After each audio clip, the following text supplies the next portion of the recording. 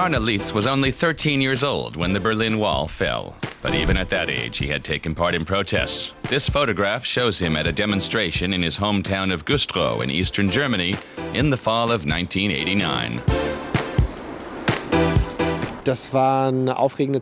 It was an exciting time. As a child, I didn't know what was going to happen. I knew about people who had gone to the first demonstrations and how scared they were.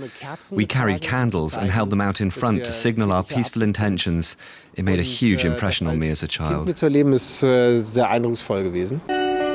Lietz is now 36. His father was a clergyman and peace activist who came into conflict with the East German regime. As the son of an outspoken regime critic, Arne would have also had problems.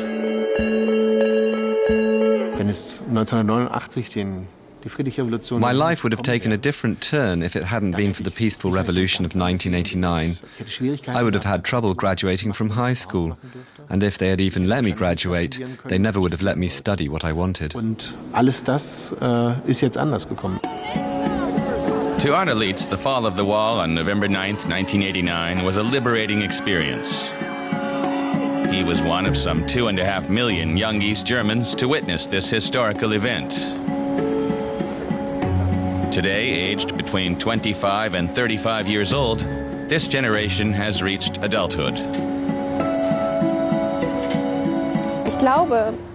I believe it was the unspoken wish of our parents and teachers, as well as German society as a whole, that we were to become West Germans in every way. Everything that was associated with East Germans, and everything that was in East Germany, had now come to an end, even within us as individuals. Adriana Letrari grew up in the East German city of Rostock. At the age of 11, she witnessed the fall of the Berlin Wall on television. In 2010, she founded an initiative called Third Generation East Germany that now has around 2,000 members. The group's goal is to create a space where people can recall their own biographies. Where did I grow up? What was it like back then? What fascinated me? What were the challenges? What was difficult for me? But at the same time, what potential did I discover in myself? The group has just published a book written by 30 young people who experienced the fall of the wall in the former East Germany. Many had to fend for themselves in those years since their parents were going through the same difficult transition, often after losing their jobs.